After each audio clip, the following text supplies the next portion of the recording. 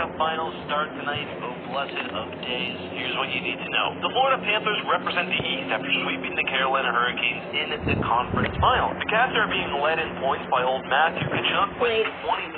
He has been on fire this whole offseason, helping the team out with OT game winner after OT game winner after OT game winner. His 4 game-winning goals easily lead the team, and celebrations have been top-notch. Not to mention an interview with Shaq and Chuck. He's definitely taking advantage of the playoff run. He's leading the way in goals as well with 9, followed by Verhaeghe with 7. Then tied at 6 are Sam Reinhart. Okay, I would like to bring this up. Earlier this year, I talked about the Huberdeau effect.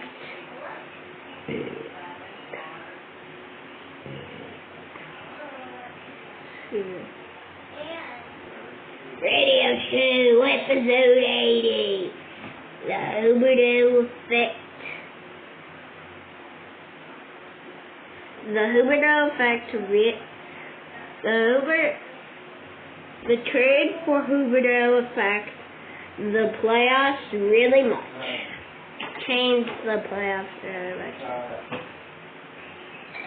Maybe I should. And Brandon Montour. Montour's had himself a stellar little run so far. He leads the Florida Panthers with shots on goal, so expect those players to continue to get him involved. And of course, we can't talk about Florida without mentioning Big Bob. It seems wild at this point that Bobrovsky didn't start the playoffs for Florida, but ever since he jumped in against Boston in round 1, he's been, I think it's safe to say, the best player in these playoffs, which is remarkable given what we've seen from Tkachuk. Man's finally living up to the $10 million cap that he carries. If they win this year, who cares what he does after this? But if the Panthers do fall in the finals and he keeps his play up, you could easily see him, I think, getting the J.S. Giguère treatment, winning the Conn Smythe while losing the Stanley Cup. Pour one out for old JS, by the way, Moosehead's a legend. But if the Panthers manage to get the win, this will be their first Stanley Cup in franchise history. But the same, of course, goes for their opponent, the Golden Knights, which is another reason why I love this series. Both teams have the chance to make history for their club. And for Mark Stone and the Knights, this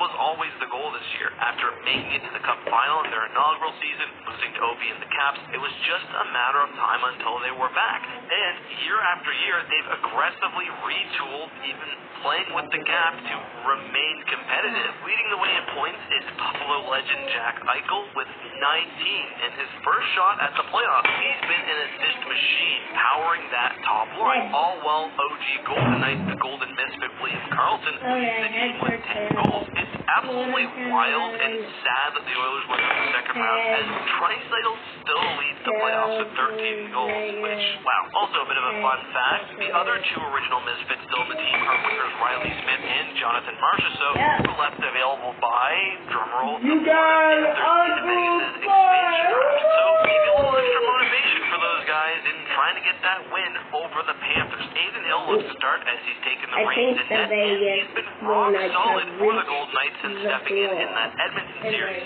Brandon is taking the Golden Knights in this one. He likes the way they're built and wants. There's no way that scared.